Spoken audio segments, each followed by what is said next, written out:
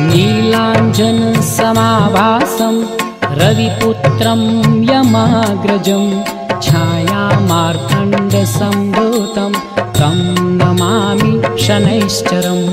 नीलाञ्जनसमाभासं रविपुत्रं यमाग्रजं छायामार्तण्डसम्भूतं तं नमामि शनैश्चरम्।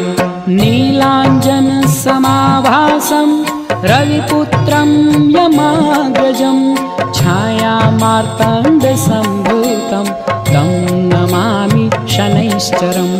नीलाञ्जनसमाभासं रविपुत्रं यमाग्रजं छायामार्तण्डसम्भूतं तं नमामि शनैश्चरम्।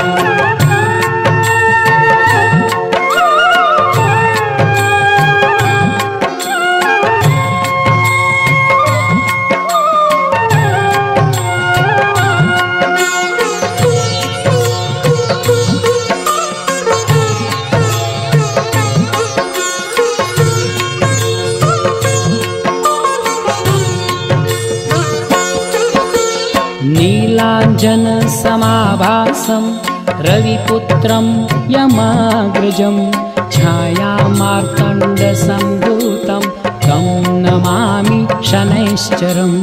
नीलाञ्जनसमाभासं रविपुत्रं यमाग्रजं छायामार्तण्डसम्भूतं तं नमामि शनैश्चरम्। नीलाञ्जनसमाभासं रविपुत्रं